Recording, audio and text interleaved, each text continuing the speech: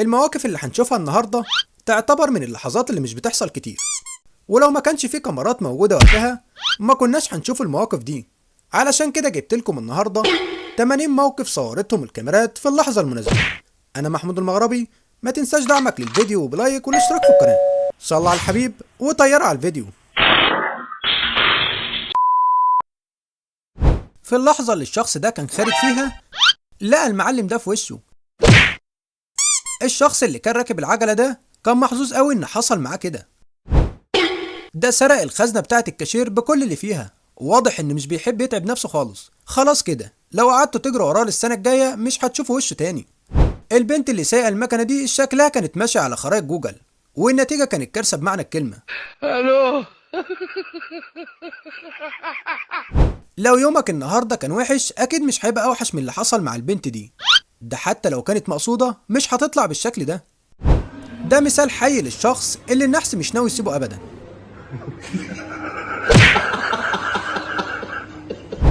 رغم ان المرمى صغير والشخص ده مغطيه بالكامل، لكن الكرة دخلت فيه برضه.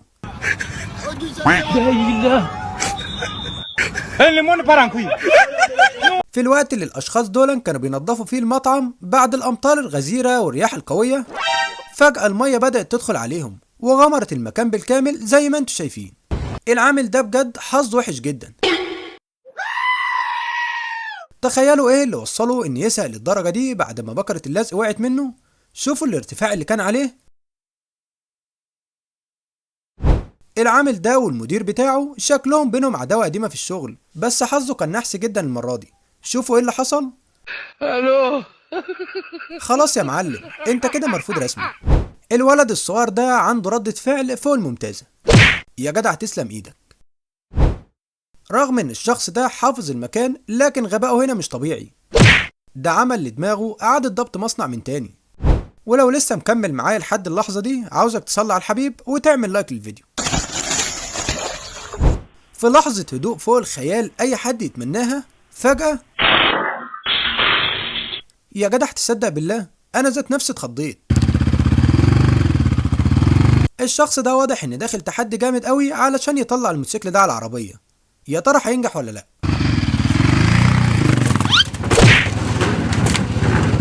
الله عليك يا نجم، بصراحة سيبك انك واحد، المهم انك نجحت في الاخر. تخيل ان الشخص ده يطلع المسافة دي كلها وبكل صعوبة علشان ينقذ الطائر اللي فوق.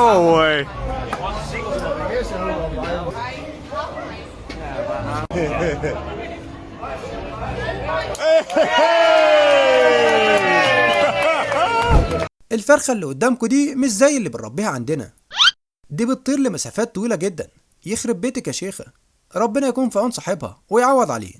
في بعض الدول اللي بينزل فيها تلج بكميات كبيرة بيقوموا بتنظيف الأشجار من التلج باستخدام مضخات الهواء الضخمة دي، وده علشان يحافظوا على الأشجار بأكبر قدر ممكن من الضرر.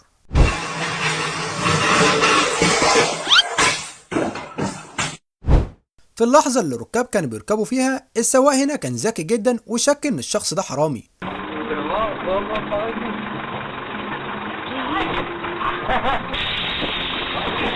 في الوقت المناسب قفل الباب عليه، وهنا بقى السواق قرر يديله درس محترم.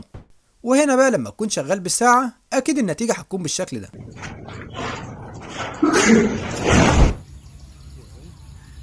หักนะมึงไอ้เบิร์ด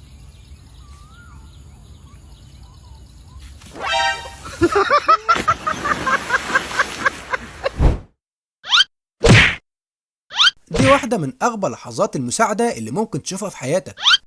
ده طلعوا كلهم محتاجين حد يساعدهم. أكيد بعد الفيديو ده مش هتشيل هم إنك تاخد وقت طويل علشان تبني بيت. تخيل إنهم في وقت قياسي قدروا يبنوا بيت بالكامل وبالشكل ده وفي يوم واحد بس.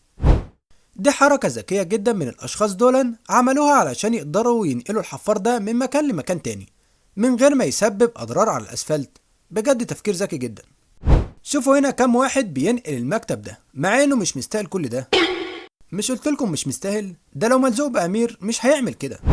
طول عمري كنت بسأل نفسي ازاي بيغيروا اللمبة بتاعة العمدان الطويلة دي، وبصراحة الموضوع طلع اسهل مما كنت متخيل. اللي فكر في الفكرة دي دماغه فعلا كانت في حتة تانية خالص. الشخص ده هيوريك ان مكنة عد الفلوس طلع ملهاش اي 60 لازمة. شوفوا السرعة والدقة اللي بيعد بيها، وكأن المكنة هي اللي محتاجة تتعلم منه. 常州状况就上小。你踩到什么了？ طبعا كلنا عارفين العيش العادي اللي بناكله كل يوم، لكن النهاردة معانا حاجة مختلفة تماما، أكبر رغيف عيش في العالم.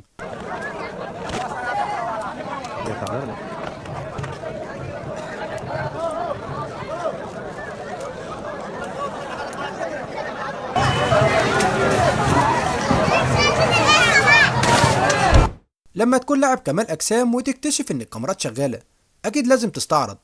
يا خسارة التيشيرت يا نجم، بس بصراحة الله ينور عليك. بسبب قلة خبرة الأشخاص دول اتسببوا في كارثة كبيرة جدا. يا جدع بتشد في إيه؟ أنت مفكره توك توك؟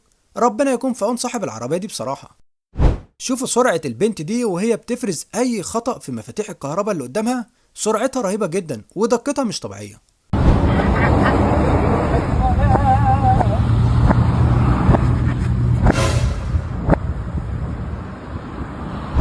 وده لما يكون أول يوم ليك في الشغل.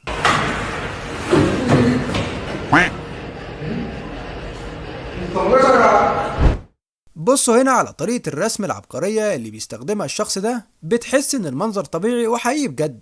عاوز أعرف منكم رد فعلكم كان إيه في التعليقات لما شفتوا الرسمة دي.